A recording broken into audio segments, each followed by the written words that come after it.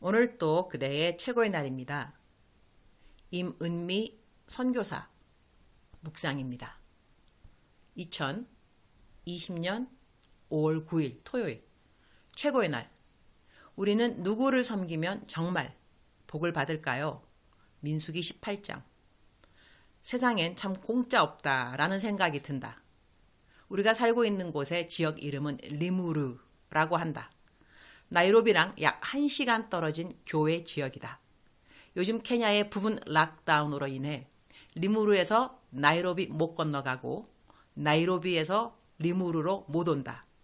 그러니 그 사는 지역 안에서만 움직일 수 있다는 것인데 요즘 우리 부부가 열심히 하는 일이 코로나로 인한 빈민들 식량 공급해 주는 일이다. 리무르 근처의 경찰서마다 우리가 지금 식량을 공급해서 경찰이 주민들에게 식량을 전달하는 그런 일을 하고 있는데 이 지역 경찰서에서 우리 부부가 고맙지 않을 리가 있겠는가. 그러니 어제는 이곳에서 가장 큰 경찰서에서 남편에게 리무르랑 나이로비뿐 아니라 어느 곳에도 프리패스로 다닐 수 있는 허가서를 주었다고 한다. 거기에는 내 이름과 수진이 이름도 함께 적혀 있어서 우리는 이 허가서만 가지면 어떤 검문소도 무사 통과하게 되는 것이다. 세상에 공짜 없어요. 흐흐흐흐. 하여튼 불편한 요즘의 이동 상황에서 일단 자유한 특권을 받게 된 것을 감사. 어제는 내 사무실에 안 보이던 큰 도마뱀이 벽에 붙어 있었는데 남편을 큰 소리로 불렀더니 남편이 도마뱀을 살살 달래서 창문 밖으로 내보내 주어서 감사. 나는 이럴 때 선교지에 있는 싱글 선교사님들 정말 대단하다는 생각을 저절로 한다. 남편이 있는 선교사들은 이럴 때 소리 한번 지르면 된다. 여보! 도마뱀! 이렇게 소리 지르면 남편이 그 소리에 달려온다. 그리고는 어떻게 하든지 간에 문제를 해결해 준다. 주님, 선교지의 모든 싱글 선교사님들에게 더 큰 은혜와 보호를 허락하여 주옵소서. 민수기 18장 8절. 여호와께서 또 아론에게 이르시되 보라, 내가 내 거제물 곧 이스라엘 자손이 거룩하게 한 모든 헌물을 내가 주관하게 하고 내가 기름 부음을 받았으므로 말미암아 그것을 너와 내 아들들에게 영구한 몫의 음식으로 주노라. Then the Lord said to Aaron, I myself have put you in charge of the offerings presented to me. All the holy offerings the Israelites give me, I give to you and your sons as your portion and regular share. 오늘 이 묵상 구절을 쉬운 성경으로 다시 본다. 나에게 바친 모든 재물을 너에게 맡기겠다. 이스라엘 백성이 나에게 바치는 모든 거룩한 재물을 내가 너에게 주겠다.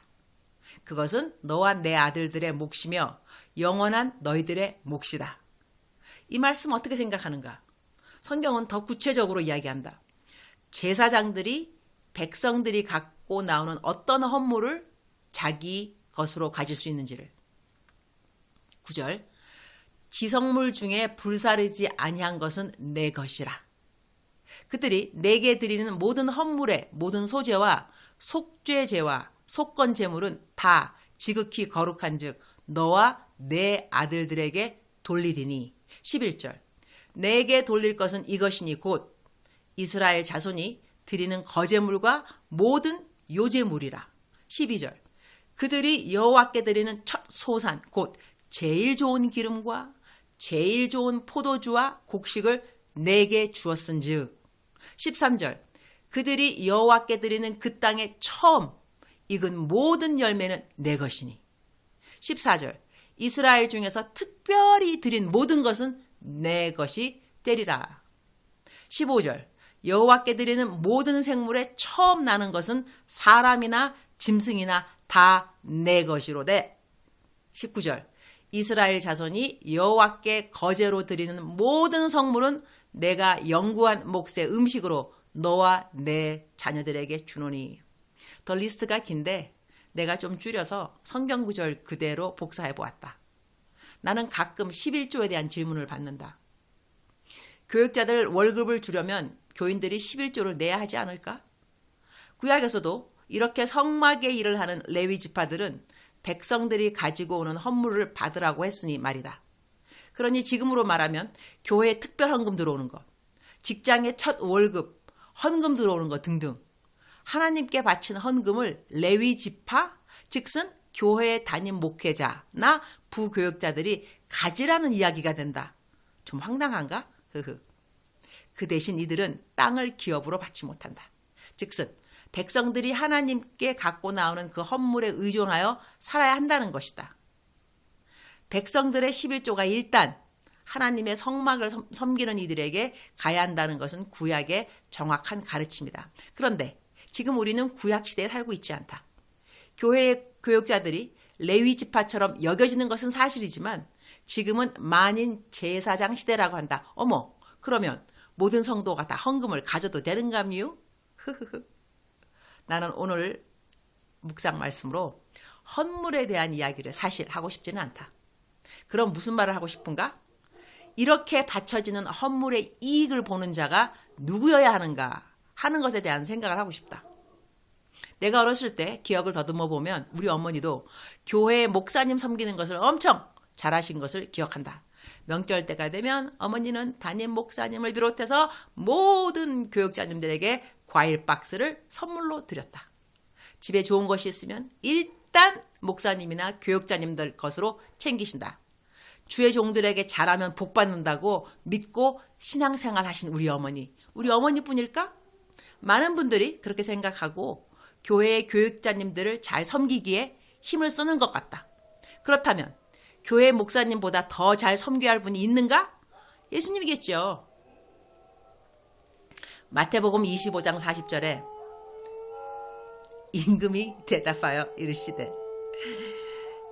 임금이 대답하여 이르시되 내가 진실로 너희에게 이르노니 너희가 잠깐만요. 내가 우리 멍멍이들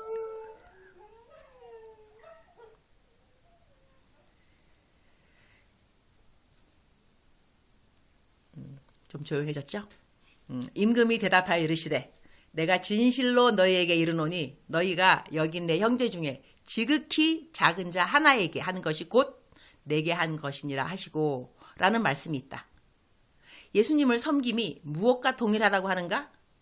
여기 내 형제 중에 지극히 작은 자 하나에게 한 것이 곧 예수님께 한 것이다 라고 성경은 말씀한다. 그렇다면 교회에서 누구를 섬기는 것이 곧 예수님을 섬기는 것일까? 교회 목사님인가? 교회에서 가장 보잘것없이 여겨지는 어느 성도님인가? 좀 심각해지죠? 주님, 오늘 또 최고의 날입니다. 저는 목사입니다.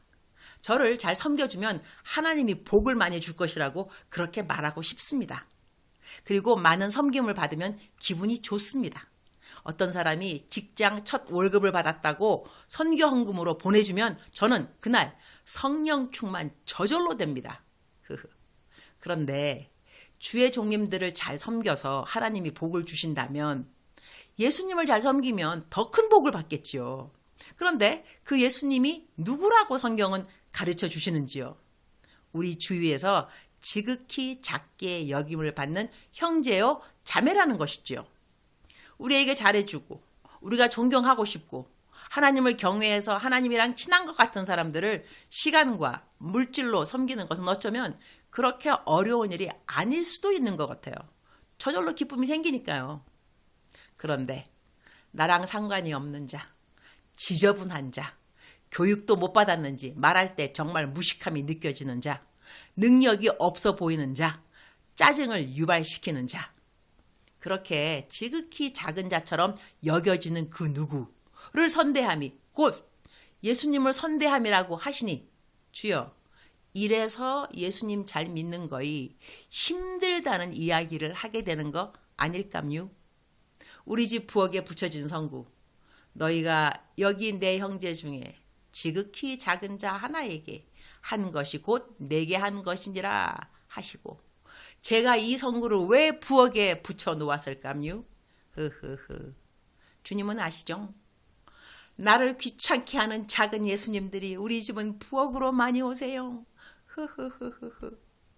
이 선구를 볼 때마다 우리 집에 오는 모든 사람들이 예수님을 대신한다는 것을 명심하도록 도와주옵소서.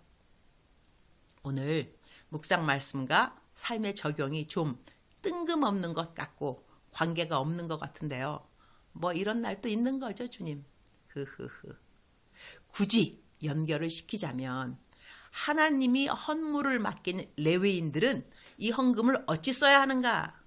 하나님 섬기는데 사용해야 하니 하나님이 지극히 작은 자 한 사람에게 한 일이 곧 예수님께 한 일이라고 했으니 우리가 받게 된 헌금들 즉슨 하나님이 우리에게 허락한 모든 재물들을 주님이 귀히 여기는 한 영혼 섬기는데 잘 사용하도록 하자. 이렇게 하면 조금 비스물의 삶에 적용이 될까요? 또 다른 것은 너무 주님의 종들 잘 섬기라고 그러면 복 받는다고 강조하는 설교보다는 지극히 작은 자 한 사람에게 잘하면 우리가 말하는 복 중에 더 큰 복을 받는다 하는 이런 적용? 할렐루야. 주님, 오늘 유튜브 방송 설교 다시 찍어야 합니다. 지난번 2편 찍은 건 모두 다 방송 NG. 더 은혜로운 설교하게 될 것을 믿습니다. 그리고 오늘부터 여호와는 해요 방패라 저의 책을 한 장씩 읽으면서 녹음하고 녹음한 그 말씀으로 미니 설교를 하여서 유튜브에 올리려고 합니다. 제 얼굴은 없고 목소리만 하는 설교인데 짧은 설교를 통해서 듣는 모든 분들이 힘과 위로와 용기를 얻게 되도록 주님 도와주옵소서. 기승전 복음 전파. 주님 사랑합니다. 주님 감사합니다.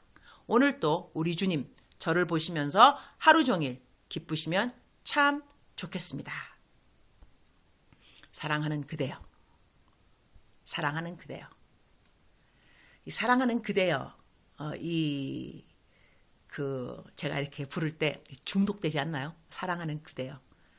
오늘 또 그냥 사랑하는 그대의 이 한마디에 여러분의 마음이, 그대의 마음이 힘이 났으면 좋겠습니다. 하나님이 그대를 사랑하는 고백 제가 대신 해드리는 겁니다. 사랑하는 그대여, 사랑하는 딸아, 사랑하는 아들아. 오늘 제가 한 묵상 말씀은요. 제가 생각해도 삶에 적용하고 조금 뜬금없다라는 생각이 들지만 이 전체 민수기 18장 읽으면서 저에게 들었던 생각이 이 삶의 적용이었습니다. 우리들이 복 받는 거 좋아하죠. 복 받는 거. 근데 복 받기 위해서 우리는 주의 종을 잘 섬겨야 한다. 그런 말을 참 자주 들었던 것 같기도 합니다. 저도 어렸을 때부터 교회 다니면서 들었던 설교 중에 주의 종 잘 섬기면 복 받는다. 주의 종 잘 섬겨야 한다. 많이 들었던 것 같습니다. 우리 그렇게 해야 되죠. 당연히 주의 종을 잘 섬기는 거 중요한데 그런데 제가 묵상에 쓴 말 그대로 주의 종님보다 더 높으신 분들은 누구냐? 주의 종이 꼭 높다기보다는 주의 종님을 섬기는 것보다 더 잘 섬겨야 할 분이 계시다면 예수 그리스도. 그런데 그 예수 그리스도께서 바로 내 옆에 있는 지극히 작은 어느 형제, 자매라고 생각한다면 우리들의 이웃을 어떻게 우리가 대접, 선대, 대우해야 되는지에 대해서 심각한 생각을 안 할래야 안 할 수가 없습니다. 십자가 위로는 수직과 또 이제 한국말 뭔지 모르겠습니다. 미국 말로는 horizontal, 그다음에 vertical, 그러니까 가로, 세로. 위로는 예수 그리스도, 가로, 십자가, 그 나무는 이웃을 말한다고 하죠. 위로는 예수님을 섬기고 옆으로는 이웃을 섬기고 그래서 성경 말씀은 저희들에게 이웃을 내 몸같이 잘 사랑하고 예수님 생각하듯 이웃을 생각하는 것의 중요성을 성경 전체를 통해서 많이 말씀하십니다. 사랑하는 그대여. 오늘 그대의 옆에 있는 지극히 작은 형제는 누구일까요? 지극히 작은 자매는 누구일까요? 그분에게 하는 그대의 일은 곧 예수 그리스도께 하신 일이라는 것을 명심하고 오늘 하루 거룩하게, 즐겁게, 밝게, 명랑하게, 힘차게 그렇게 살아가시기를 축원합니다. 사랑하는 그대여, 아자. You can do. 그대는 모든 일을 할 수 있습니다. 사랑합니다. 축복합니다.